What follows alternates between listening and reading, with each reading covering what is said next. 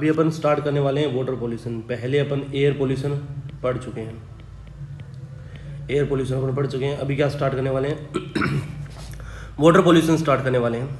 ठीक है, water pollution क्या होता है? अगर क्वालिटी जो ड्रिंकिंग वाटर होता है उसकी अगर क्वालिटी ख़राब हो जाती है, जो पीने लायक पानी होता है अगर उसकी क्वालिटी ख़राब हो जाती है तो अपन कह सकते हैं कि वाटर क्या हो गया, पोल्यूटेड हो गया। पोल्यूटेड वाटर है ना, वो क्या कर सकता है, ह्यूमन की हेल्थ को बहुत ज़्यादा इफेक्ट कर सकता है ना। तो इम्पोर्टेंट फॉर ह्यूमन वेलफेयर, मतलब ह्यूमन की हेल्थ के लिए बहुत ज़्यादा इम्पोर्टेंट है।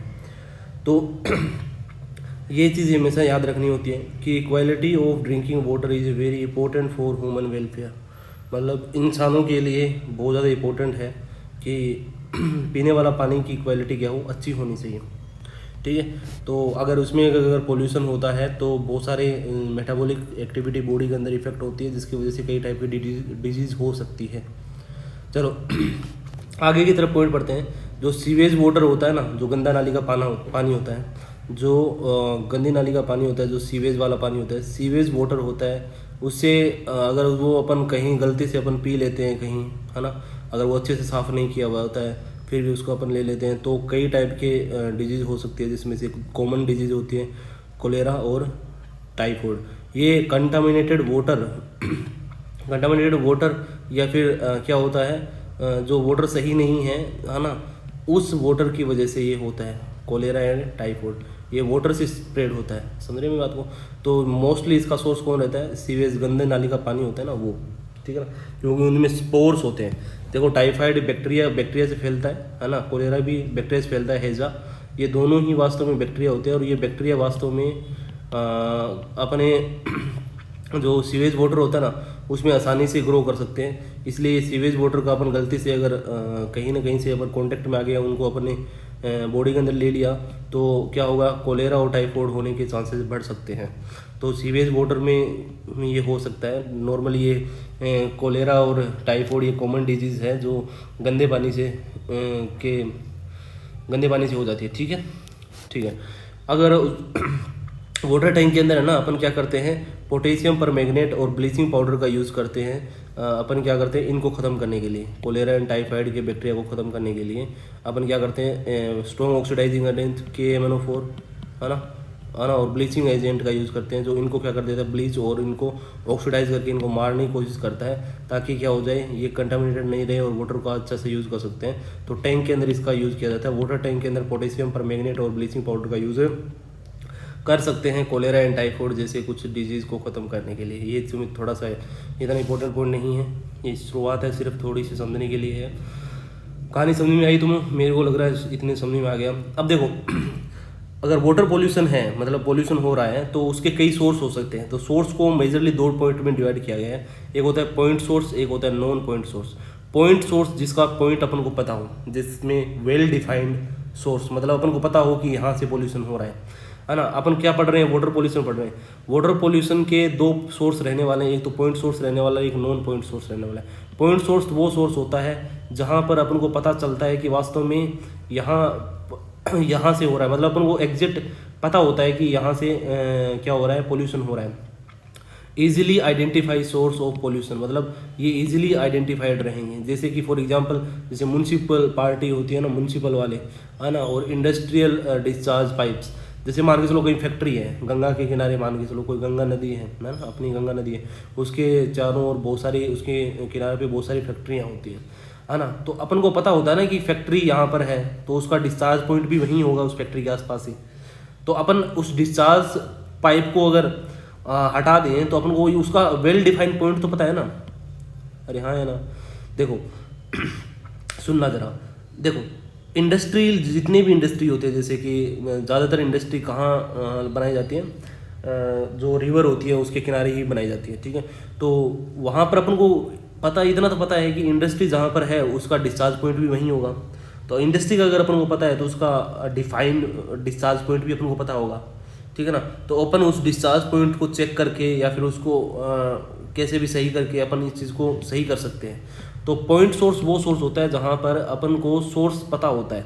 जैसे म्यूनसिपल कॉरपोरेशन होती है, म्यूनसिपल पार्टी में पता है जो नालियाँ बनाई जाती है ना, तो नालियों का सीवेज वाला पानी होता है, डोमेस्टिक वेस्ट वाला, वो कहीं एक पर्टिकुलर जगह जाता है ना, है ना, कहीं हर कहीं खुल जाता है। अब म्यूनसिपल वालों को तो पता ही होता है ना कि कहाँ ये खुलने वाला है ना, तो वो वहीं चेक करते हैं इस चीज़ का, मतलब उनका पॉइंट पता होता है कि हाँ ये पॉइंट सोर्स के अंदर कंसिडर किए जाएंगे।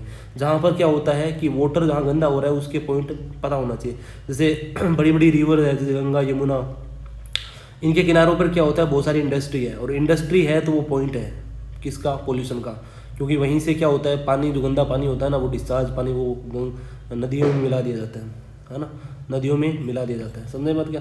तो वो गंदा कर रहे हैं, वो अपन को पता है, सोर्स पता है कि कहाँ से गंदा हो रहा है, ये नदी का पानी, रिवर का पानी गंदा कहाँ से हो रहा है। ऐसे म्यूनसिपल पार्टी वाला पानी होता है, वो कहीं कहीं छोटे छोटे नालों में या फिर नदियों में बहा दिया जाता है, तो अपन को वो उस पॉइंट का पता होता है, इसीलिए इसको बोला जाता है पॉइंट सोर्स के अंदर कंसिडर करेंगे। एक होता है non point source, non point source जिसमें क्या होता है, can not easily define source of pollution. Upon easily define नहीं कर सकते किसको, सोर्स ऑफ पोल्यूशन, मतलब पोल्यूशन के सोर्स को अच्छे से मतलब डिफाइन नहीं कर पाएंगे कि हाँ यही सोर्स है, केवल यही सोर्स है, नहीं।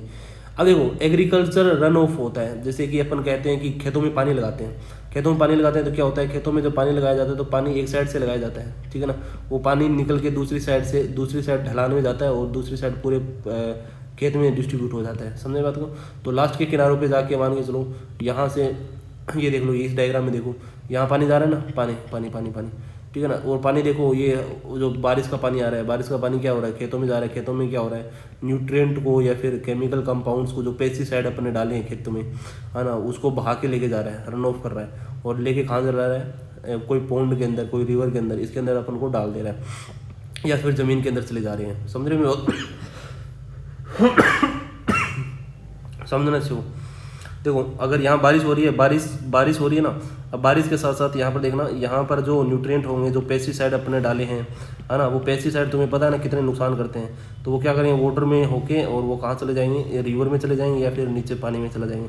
तो अपन कुआं खोद के पानी से निकाल सकते हैं, तो वो पानी के साथ क्या होंगे, वो पेस्टिसाइड अपन को पीने को मिल जाएंगे, पानी में आ जाएंगे, तो कंटामिनेटेड हो तो गया, मतलब पानी तो पोल्यूट हो ही गया ना।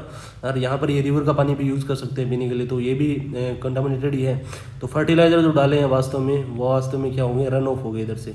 तो एग्रीकल्चर रन ऑफ का मतलब समझे ना, जब बारिश के टाइम अपन क्या करते हैं, पेस्टिसाइड का यूज़ कर देते हैं, पेस्टिसाइड पिघल के कहाँ चले जाते हैं, रिवर और कहीं और चले जाते हैं, तो वो धीरे धीरे क्या हो रहा है, जो रिवर के पानी है, जो अंदर वाला ज़मीन का पानी है, उसको क्या कर रहे हैं, पोल्यूट कर रहे हैं। इसका मतलब क्या हो रहा है, पानी पोल्यूट, है ना। तो उसका अपन को सोर्स पता नहीं है, कि वेल डिफाइंड सोर्स नहीं है, तो फार्म एनिमल्स या फिर क्रॉप प्लांट्स, इनमें से जो पानी आता है वो निकल गया। एसिड रेन भी इसी का एग्जांपल होता है ना। और स्टॉर्म वाटर ड्रेनेज, जैसे कि ये पानी आ रहा है ना, स्टॉर्म वाटर ड्रेनेज, है ना, इनका भी पता नहीं होता, जैसे स्ट्रीम पार्किंग लोट एंड, है ना, लोन्स, तो इनके भी सोर्सेज पता नहीं होते। तो इसमें से सबसे ज़्यादा इंपॉर्टेंट एग्रीकल्चर वाला और एसिड रेन वाला, याद रख लेना, ठीक है। तो ये हो गया अपना point source and non point source, खत्म बात। उसके बाद में बात करते हैं पोल्यूटेंट। एक लिस्ट बनानी है, पोल्यूटेंट और सोर्स। यहाँ पर मैं बहुत सारे पोल्यूटेंट लिखूंगा, जो पोल्यूटेंट किसके लिए काम आएंगे, वाटर पोल्यूशन के लिए काम आएंगे, और यहाँ पर मैं उनका सोर्स लिखूंगा, वो पोल्यूटेंट कहाँ से आए हैं। जैसे माइक्रो ऑर्गेनिज्म, बहुत सारे माइक्रो ऑर्गेनिज्म होते हैं, जैसे कि जो हॉस्पिटल में जो काम करते हैं। अब कहानी सुनते जाना इनके वैसे ही, बहुत अच्छी सी कहानी बताऊँगा तुमको, सुनो। होगा क्या कि देखो माइक्रो ऑर्गेनिज्म जैसे कि हॉस्पिटल होता है, हॉस्पिटल के अंदर क्या होता है, जो इंस्ट्रूमेंट होते हैं, इंस्ट्रूमेंट को धोते टाइम उसके, तुम्हें पता है हॉस्पिटल में बहुत सारे बैक्टीरिया भी होते हैं, है ना, तो जो इंस्ट्रूमेंट होते हैं वो भी इन्फेक्टेड रहते हैं, तो उनको क्या होता है, कई बार गर्म पानी में धो दिया जाता है। फिर वो गर्म पानी कहाँ कहीं इकट्ठा कर लिया जाता है, उसके बाद में कहीं ना कहीं उसको फेंक दिया जाता है पानी को, ठीक है ना। तो डोमेस्टिक वेस्ट, मतलब अपन नालियों में फेंक देते हैं। तो वास्तव में माइक्रो ऑर्गेनिज्म डोमेस्टिक वेस्ट में मिलेंगे, नहीं मिलेंगे, मिलेंगे। अरे हाँ यार, डोमेस्टिक वेस्ट में मिलेंगे। तो माइक्रो ऑर्गेनिज्म मिलते हैं, तुम्हें पता है एरोबिक रेस्पिरेशन है, एनारोबिक रेस्पिरेशन, वो बीओडी सब जानते हो तुम अच्छे से। तो माइक्रो ऑर्गेनिज्म और डोमेस्टिक सीवेज में मिलने वाले हैं। अच्छा, ऑर्गेनिक वेस्ट जैसे तुमने रोटियां खाई, है ना, तुमने रोटियां आधी अधूरी छोड़ दी, तो वो क्या होता है, कई बार जैसे अपने सिंक होता है ना, खाने वाले किचन वाला सिंक, उसमें कुछ चावल के दाने रह गए, तो ऐसे छोटे छोटे ऑर्गेनिक मटेरियल होते हैं जो जैसे चावल हो गया ये, तो अपन जब बर्तन धो रहे होते हैं तो क्या होगा, वहाँ से वो निकल जाएंगे, और वहाँ से निकल जाएंगे तो वहाँ से निकल के तुम्हें पता है कहाँ जाएंगे, वो नालियों में, और नालियों में जाएंगे तो वो डोमेस्टिक सीवेज बनाएंगे, नहीं बनाएंगे, बनाएंगे।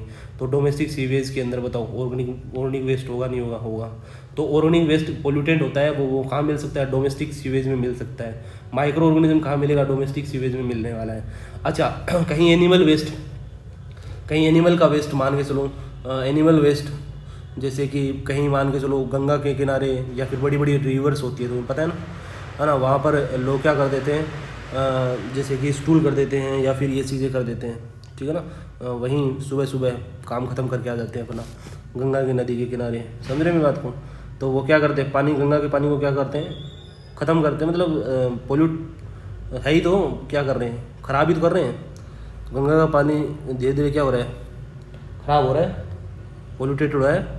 इसका मतलब गंगा के पानी को पोल्यूटेट करने में किसका हो सकता है, एनिमल वेस्ट, जितने भी एनिमल वेस्ट हो सकते हैं, जैसे स्टूल हो गया, है ना, यूरिया हो गई, ये सारे क्या कर सकते हैं, ऑर्गेनिक वेस्ट होंगे, जो एनिमल वेस्ट होंगे वो हो सकते हैं, है ना। अगर मान के चलो कहीं गंगा में कोई पशु नहा रहा था या फिर एनिमल नहा रहा था, है ना, वो डूब गया, वहीं मर गया, है ना, फिर लोग उसको निकालते नहीं है, तो वो वहाँ पर क्या होता है, डिके होने लग जाता है पानी के अंदर ही, पानी के अंदर डिकने होने लग जाएगा, पानी के अंदर सड़ने लग जाएगा वो एनिमल, है ना। कई बार आता है ना, नदियों में तैरता हुआ पशु मिलता है, बहुत लंबू से फूला हुआ, एकदम फूल जाता है, ठीक है ना। तो उसका क्या होता है, बॉडी धीरे धीरे बैक्टीरिया द्वारा खा ली जाती है, वो डीके होने लग जाता है। वो भी क्या करता है, वाटर को उसको पानी को पी नहीं सकते ना तुम अच्छे से, तो वो क्या होता है, पोल्यूटेड वाटर होता है, पोल्यूटेड वाटर के अंदर कंसिडर करा जाएगा, तो वो ऑर्गेनिक वेस्ट होता है। तो एनिमल क्या होता है, एनिमल खुद ऑर्गेनिक होता है, तो ऑर्गेनिक वेस्ट होगा, नहीं होगा, होगा। तो ऑर्गेनिक वेस्ट वास्तव में डीके ऑफ एनिमल्स, है ना, जैसे पेड़ पौधों की पत्तियाँ होती है, वो लीव्स होती है, वो कहाँ पड़ जाए, अपना किसके अंदर, पानी के अंदर गिर के गलने लग जाए, तो वो भी ऑर्गेनिक वेस्ट होता है। तो ऑर्गेनिक वेस्ट के कई सोर्स होंगे, डोमेस्टिक सीवेज हो सकता है, एनिमल वेस्ट हो सकते हैं, DK of animals and plants हो सकते हैं, है ना। और प्लांट के जो न्यूट्रिएंट होते हैं, प्लांट न्यूट्रिएंट, वो भी पोल्यूटेंट की तरह काम करते हैं, जैसे कि केमिकल फर्टिलाइज़र, जैसे कि पेस्टिसाइड्स होते हैं, इंसेक्टिसाइड्स होते हैं, है ना। आजकल जो केमिकल फर्टिलाइज़र यूज़ कर रहे हैं ना, जैसे कि तुम्हें दो टाइप की खेती होती है, एक होता है ऑर्गेनिक खेती और एक होता है केमिकल फर्टिलाइज़र से खेती। केमिकल फर्टिलाइज़र होते हैं ना, वो बहुत ज़्यादा नुकसान करते हैं, क्योंकि केमिकल को फर्टिलाइज़र हो जाता है, ख़त्म नहीं होते, तो क्या होता है, ये फूड चेन में चले जाते हैं। फूड चेन में जैसे कि पेड़ पौधे खाएंगे, उनको पेड़ पौधे खाने के बाद में पेड़ पौधों को अपन खाएंगे, तो वो क्या होता है, एक फूड चेन में घुसते जाएंगे, तो धीरे धीरे उनकी कंसंट्रेशन अपनी बॉडी के अंदर बढ़ती जाएगी, है ना। और बॉडी के अंदर धीरे धीरे बढ़ने की वजह से वो एक हार्मफुल इफेक्ट देना स्टार्ट कर देंगे एक हाई कंसंट्रेशन पे। तो प्लांट के अंदर जो न्यूट्रिएंट होते हैं ना, प्लांट के न्यूट्रिएंट, वो पोल्यूटेंट की तरह काम करते हैं, जो उनका मेन सोर्स रहता है केमिकल फर्टिलाइजर्स, ठीक है ना।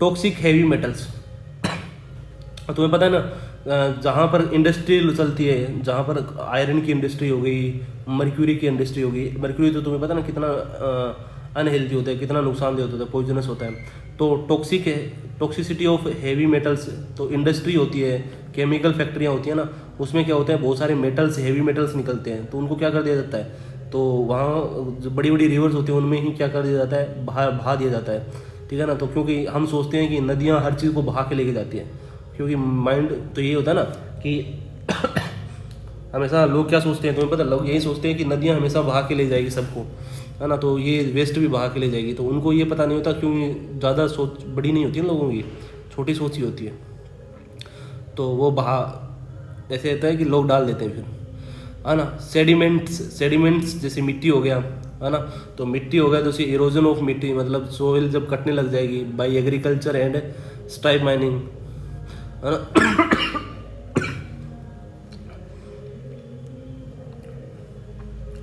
स्ट्रिप माइनिंग, ठीक है। पेस्टिसाइड का सोर्स क्या रहने वाला है, पेस्टिसाइड वो जो, समझ रहे हो मेरी बात को, तो पेस्टिसाइड का सोर्स क्या रहने वाला है, chemical use for killing of insect, fungi and weeds को ख़त्म करने के लिए, फंजाई को ख़त्म करने के लिए, इंसेक्ट को ख़त्म करने के लिए जो केमिकल यूज़ करे जाते हैं, वो सारे पेस्टिसाइड्स होते हैं, ठीक है ना। वो सारे पेस्टिसाइड्स होंगे, वो भी पेस्टिसाइड भी क्या होते हैं, पोल्यूटेंट होते हैं। सेडिमेंटेड, वो भी पोल्यूटेंट होते हैं। टॉक्सिक हैवी मेटल, वो भी पोल्यूटेंट होते हैं। प्लांट न्यूट्रिएंट, ये भी पोल्यूटेंट होते हैं। अब बात करते हैं रेडियो एक्टिव सब्सटेंस। जैसे माइनिंग हो रही है कहीं पर भी यूरेनियम की, है ना, तो वहाँ पर क्या होता है, मान के चलो माइनिंग हो रही है, तो माइनिंग में ऐसा तो होता नहीं कि माइनिंग के टाइम में ना पानी की बहुत ज़्यादा रिक्वायरमेंट रहती है। माइनिंग के टाइम में पानी के बहुत बड़े सोर्स की रिक्वायरमेंट रहती है। तो मान के चलो माइनिंग हो रही है, तो माइनिंग हो रही है, मान के चलो ये माइनिंग हो रही है, माइनिंग होगी तो वहाँ पर पानी होगा नीचे। अब ऊपर यहाँ पर यूरेनियम मिल गया तुम्हें, क्या मिल गया? यूरेनियम मिल गया, ठीक है, यूरेनियम हो गया। अब यूरेनियम बाहर निकालते समय पानी के बहुत सारे सोर्स का यूज़ करेंगे, लोग करते हैं। उस पानी में क्या होता है, यूरेनियम क्या हो जाता है, इकट्ठा हो जाता है, और यही पानी अपन क्या करते हैं, धीरे धीरे फिर दूसरे नदियों में बहा देते हैं, तो रिवर भी क्या हो जाएगी, कंटामिनेटेड हो जाएगी। समझ रहे मेरी बात को? ठीक है, तो इसका मतलब क्या होगा, रेडियो एक्टिव सब्सटेंस की माइनिंग से की सब्सटेंस एक पोल्यूटेंट की तरह काम करेगा। तो mining of uranium contain minerals, ये इसके सोर्स रहेंगे। हीट भी क्या रहता है, हीट पोल्यूटेंट। अब देखो हीट कोई पर्टिकुलर कोई ठोस पार्टिकल नहीं है ना। हीट एक क्या होती है, एनर्जी है। और एनर्जी से सर कैसे वाटर पोल्यूशन में कर सकती है। देखो ये सोर्स याद रखना, माइक्रो ऑर्गेनिज्म है ना, organic waste, plant nutrient, toxic heavy metals, sediments and pesticides, radioactive substance and heat. ये बाकी तो सब पार्टिकल्स हैं, ये हीट क्या है, एनर्जी है। ये तो आंखों से दिखेगी भी नहीं। अच्छा एक बात बताता हूँ, सुनो तुम मेरी बातों। कई मछलियाँ ऐसी होती है जो ठंडे पानी में रहती है, और कई मछलियाँ ऐसी होती है जो मॉडरेट पानी में रहती है, और कई मछलियाँ ऐसी होती है जो थोड़े से गर्म पानी में रहती है। अब मान के चलो कि यहाँ एक नदी बह रही है, ठीक है ना, और यहाँ एक इंडस्ट्री है, ठीक है ना, और यहाँ पर मछली है बहुत सारी। अब तुम्हें पता है यहाँ से जो पानी आ रहा है, इधर की साइड जो पानी जा रहा है, इधर की साइड जो पानी जा रहा है, ये क्या है, नॉर्मल पानी है। क्या है ये, नॉर्मल पानी है, ठीक है। अब नॉर्मल पानी है, यहाँ से ये पानी ले लेगा, ये फैक्ट्री क्या ले लेगी, नॉर्मल पानी को ले लेगी। पर पानी को यूज़ करा जाता है फैक्ट्रियों में, जो मशीनें होती हैं उनको ठंडा करने के लिए, और पानी हो जाएगा गर्म, और उसमें बहुत सारे केमिकल भी डाल देंगे वो, तो पानी को वे जो होता है ना, पानी ख़राब पानी, वो रिवर में डाल दिया जाता है। तो तुम्हें पता है ना, जहाँ पर ये रिवर में डालेंगे पानी, वहाँ का पानी क्या हो जाएगा, वहाँ नॉर्मल पानी का, जो रिवर का नॉर्मल पानी है उसकी कंपेरेटिव वो गर्म रहेगा, और गर्म रहेगा तो उस टेम्परेचर को अचानक से बढ़ने की वजह से तुम्हें पता है कि जो यहाँ पर रहने वाली मछलियाँ होती है ना, उनको रहने में दिक्कत आती है ना। तो वो भी क्या होती है, इन मछलियों के लिए वो हीट भी क्या होती है, पोल्यूटेंट की तरह काम करती है। समझे बात, कि वाटर की क्वालिटी ख़राब होगी। तो cooling water use by industrial plants है ना, which are discharge as a hot water, ये याद रखना, ठीक है ना, ये याद रखना, ये स्टार पॉइंट लगा लेना। हीट भी क्या किसकी तरह काम करती है, पोल्यूटेंट की तरह काम करती है। चलो अब सुनो, अब बात करते हैं पोल्यूटेंट, कौन कौन से पोल्यूटेंट रहने वाले हैं। तो पहला पोल्यूटेंट की बात करेंगे कि वाटर में कौन कौन से ऐसे पोल्यूटेंट रहेंगे। तो पहला पोल्यूटेंट जिसे बोला जाता है हेवी मेटल्स। कुछ पोल्यूटेंट हो गए इसमें से, है ना, उसमें से देखो कुछ को उठाएंगे अपन, जो सबसे इम्पोर्टेंट है ना, फर्टिलाइज़र हो गया, डिटर्जेंट हो गया, ठीक है, उसमें तो ये सारी चीज़ें अपन उठा लेंगे, बढ़िया बढ़िया पॉइंट्स को, ठीक है। चलो पहले आएगा हेवी मेटल्स। हेवी मेटल्स होते हैं वो वाटर पोल्यूशन कर सकते हैं, जैसे कि like cadmium PbHg may be present in industrial and mining waste. तो तुम्हें पता है कि कैडमियम PbHg हेवी मेटल होते हैं, ये वास्तव में इंडस्ट्रियल वेस्ट के अंदर और माइनिंग के अंदर प्रेजेंट रहते हैं, और वास्तव में ये जो हेवी मेटल होते हैं ना, वो पोल्यूशन कर सकते हैं, ठीक है। जैसे पॉइजन फॉर ह्यूमन, जैसे कैडमियम और मर्करी क्या होते हैं, पॉइजन होते हैं ह्यूमन के लिए। मैंने बोला था मर्करी क्या होता है, पॉइजन की तरह काम करता है, कैसे कैडमियम भी होता है। जिंक, कैडमियम और Hg, है ना, कैडमियम और Hg दोनों ही क्या होते हैं, पॉइजन की तरह काम करते हैं। ये दिमाग में बिठा लेना। अच्छा सर, ये क्या कर सकते हैं, ये डैमेज कर सकते हैं अपनी किडनी को, लीवर को, ब्रेन को, और सेंट्रल नर्वस सिस्टम CNS को, ठीक है ना। CNS के अंदर ब्रेन और स्पाइनल कॉर्ड दोनों आते हैं, याद रखना। तो ब्रेन आ गया और स्पाइनल कॉर्ड, दोनों को खत्म कर सकते हैं, लीवर को और किडनी को, मेन ऑर्गन को खत्म कर सकते हैं, कौन, कैडमियम और Hg जैसे पॉइजन्स, है ना। दूसरी बात, ये वास्तव में क्या होते हैं तुम्हें पता है, हेवी मेटल्स होते हैं ना, इनका डाइजेशन नहीं होता। तुम्हें पता है क्या होगा, पहले तो ये हेवी मेटल प्लांट के अंदर आएंगे, जो तुमने मान के चलो हेवी मेटल कहाँ डाले तुमने, वेस्ट में, जैसे रिवर के अंदर तुमने हेवी मेटल आ गए हैं। अब इंडस्ट्रियल से आएंगे ना, इंडस्ट्री है ये, इंडस्ट्री में क्या किया, रिवर में क्या डाल दिए, हेवी मेटल डाल दिए। हेवी मेटल रिवर से पानी कहाँ आएगा, खेतों में तुम्हें पता है पेड़ पौधे होते हैं, तो उसको हेवी मेटल को ले लेंगे, समझ बात क्या कर लेंगे, एब्जॉर्ब कर लेंगे, और वो प्लांट के अंदर क्या आ जाएगा, अभी हेवी मेटल आ गया, क्या आ गया, हेवी मेटल आ गया। अब तुम्हें पता है वो डाइजेस्ट नहीं होता। अब प्लांट को अपन खाएंगे, तो प्लांट में प्लांट से वो कहाँ चले जाएंगे हेवी मेटल्स, अपने बॉडी के अंदर। अपनी बॉडी के अंदर वो अगर आ गए तो वो क्या होंगे, धीरे धीरे एक्यूमुलेट होना स्टार्ट हो जाएंगे, है ना। वो एक्सक्रीट नहीं होंगे, बाहर की साइड एक्सक्रीट नहीं होंगे, वो एक्यूमुलेट होंगे और एक फिक्स कंसंट्रेशन के बाद में वो किसी न किसी ऑर्गन को फेल करना स्टार्ट कर देंगे, या वो किडनी होगा या लीवर होगा, ब्रेन होगा, तो इससे क्या होगा, ऑर्गन फेलियर स्टार्ट हो जाएगा। तो ऑल दीज मेटल, है ना, क्यूमुलेटिव पॉइजन करते हैं, मतलब इकट्ठा होकर क्या करेंगे, पॉइजन करेंगे। The body does not excrete them, body इसको बाहर नहीं निकल पाएगी। एंड दियर कंसनट्रेटेड बिल्डअप, मतलब इनके अंदर कंसनट्रेशन क्या होने लग जाएगी, बढ़ने लग जाएगी, और एक फिक्स कंसनट्रेशन के बाद में उसके हार्मफुल इफेक्ट देखने को तुम्हें मिल सकते हैं। अच्छा, डिटर्जेंट एंड फर्टिलाइजर्स। फर्टिलाइजर तुम्हें पता है ना, फर्टिलाइजर में क्या होता है, नॉर्मली क्या होता है, पोटास होता है, मतलब फॉस्फोरस होता है। फर्टिलाइजर होता है ना, फर्टिलाइजर्स खेतों में जो फर्टिलाइजर यूज़ किया जाता है ना, उसमें फॉस्फोरस होते हैं। क्या होता है, फॉस्फोरस। और फॉस्फोरस ना फर्टिलाइजर में यूज़ की जाती है फॉस्फेट आयन के रूप में, H3PO4, या फॉस्फेट आयन, ये इसे क्या बोला जाता है, फॉस्फेट आयन। तो फर्टिलाइजर में क्या होता है, जो फॉस्फोरस होता है वो फॉस्फेट फॉर्म में होता है, ठीक है ना। तो फर्टिलाइजर की बात करी जा रही है यहाँ पर, डिटर्जेंट की बातें कम करेंगे और किसकी ज़्यादा करेंगे बात, फर्टिलाइजर की बात ज़्यादा करेंगे। तो हेवी मेटल, देखिए मैंने हेडिंग तो डाली डिटर्जेंट एंड फर्टिलाइजर, बात किसकी करूँ मैं, फर्टिलाइजर की। तो मैं कंटेन, तुम्हें पता है फर्टिलाइजर के अंदर क्या यूज़ करते हैं, फर्टिलाइजर वो होते हैं जो खेतों में डालने के बाद में फसलें तेज़ी से उगेगी। तो फसल में नॉर्मली खेत में किसकी कमी होती है, या तो नाइट्रोजन की कमी होती है या फॉस्फोरस की कमी होती है। नाइट्रोजन की कमी तो तुम्हें पता है नाइट्रेट से कर लेंगे, यूरिया डाल के, है ना। और फॉस्फोरस की कमी के लिए अपन को डालना पड़ेगा वो फॉस्फेट आयन, ठीक है ना। तो यहाँ पर देखो, मैं कंटेन, जो फर्टिलाइजर अपने डाला खेतों में, तो वो क्या हो सकता है उसमें, मैं कंटेन फॉस्फेट एज एडिटिव, मतलब फर्टिलाइजर में क्या होते हैं, फॉस्फेट होते हैं, मतलब ऐड करे हुए फॉस्फेट्स होते हैं, ठीक है ना, जो प्लांट इसको एब्जॉर्ब कर लेगा, समझे बात को। तो phosphorus added in form of phosphate ion, जो वास्तव में फर्टिलाइजर में यूज़ करे जाते हैं वो फॉस्फेट आयन के फॉर्म में ऐड करे जाते हैं, ठीक है ना। तो encourage the formation of algae. अब तुम्हें पता है फॉस्फेट, जहाँ याद रखना, कोई भी लेक मान लो, कोई लेक है, कोई तालाब अभी बन रहा है, उस तालाब के अंदर अगर तुम थोड़े दिनों में देखोगे काई आ जाएगी, उस पर काई आ जाएगी, काई मतलब एल्गी आ जाएगी, है ना, हरी हो जाएगी वो नीचे से उसका पैदा। क्यों हो गया, क्योंकि वहाँ पर एल्गी आ गया।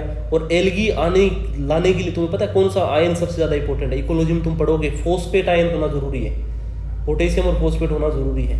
तो फॉस्फेट आयन आएगा। अब तुम मान के चलो तुम फर्टिलाइजर यूज़ करे, बारिश हुआ और बारिश का पानी चला गया तालाबों में फॉस्फेट की कंसंट्रेशन बढ़ने लगी। और फॉस्फेट तुम्हें पता है ना, डीएनए बनाने में इंपॉर्टेंट होता है, फॉस्फेट न्यूट्रिएंट की तरह काम करता है। तो वहाँ पर क्या होगा, न्यूट्रिएंट लेक के अंदर बढ़ जाएगा, तो क्या होगा, वहाँ पर एल्गी बढ़ना स्टार्ट हो जाएगी।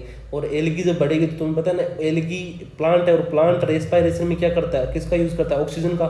जब प्लांट ऑक्सीजन का यूज़ करेगा तो जो लेक होगी उसके अंदर क्या होगा, ऑक्सीजन धीरे धीरे क्या हो जाएगा, कम हो जाएगा। और ऑक्सीजन धीरे धीरे कम होगा तो तुम्हें पता है वहाँ की जो अंदर जो मछलियाँ होगी, जो एनिमल्स होंगे, जो ऑक्सीजन डिपेंडेंट होते हैं, जो डिजोल ऑक्सीजन का यूज़ करते हैं, है ना, वो ऑक्सीजन खत्म हो जाएगी। और ख़त्म होने के बाद में वो क्या हो जाएंगे, मर जाएंगे। कौन मर जाएगा, मछलियाँ मर जाएगी, और उनकी बॉडी नीचे जमने लग जाएगी, है ना। और धीरे धीरे क्या होगा, धीरे धीरे क्या होगा तुम्हें पता है, मछलियों की मरने के नंबर बढ़ने लग जाएंगे। और धीरे धीरे तुम्हें पता है वो नदी होगी ना, वो ज़मीन में बदल जाएगी, वो नदी गायब हो जाएगी।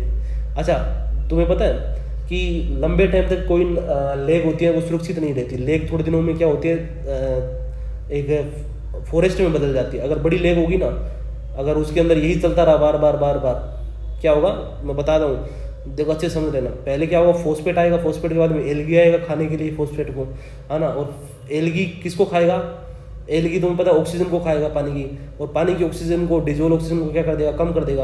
और पानी की डिजोल ऑक्सीजन एक बार कम हो गई तो क्या होगा कि पानी की बाकी जो जीव जंतु होंगे, एनिमल्स होंगे जो ऑक्सीजन डिपेंडेंट हैं उसके अंदर, जैसे फिश हो गया, कोई और हो गया, है ना, तो वो क्या होंगे, धीरे धीरे मरने लग जाएंगे, धीरे धीरे मरने लग जाएंगे, तो उनकी बॉडी डिकम्पोज होगी किसके अंदर, पानी के अंदर, और वो ज़मीन के अंदर चले जाएंगे, समझ रहे हो, उनकी बॉडी डिकम्पोज होगी, उनके न्यूट्रिएंट होंगे वो ज़मीन के अंदर चले जाएंगे, और धीरे धीरे देखते देखते क्या होगा, उसकी जो लेक होगी, जो तालाब होगा, उसकी तली बढ़ने लग जाएगी, तली मतलब ज़मीन, अंदर वाला पेंदा होगा वो भरने लग जाएगा, बॉटम भरने लग जाएगा, है ना, और भरने लग जाएगा तो धीरे धीरे क्या होगा, उसका बॉटम ऊपर की तरफ आने लग जाएगा, और एक टाइम ऐसा आएगा कि उसकी लेग पूरी पूरी खत्म हो जाएगी, वो किस में बदल जाएगी, वो ज़मीन में बदल जाएगी, मतलब लेग का जो खड्डा है वो भर जाएगा, ठीक है।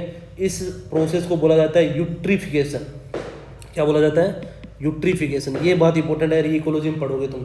तो देखो एल्गी फॉर्मेशन होगा, जिससे क्या होगा, ऑक्सीजन डिजोल्व ऑक्सीजन क्या हो जाएगी, कम हो जाएगी, रिड्यूस हो जाएगी, एंड इस प्रोसेस को बोला जाता है यूट्रिफिकेशन ऑफ लेग, ठीक है।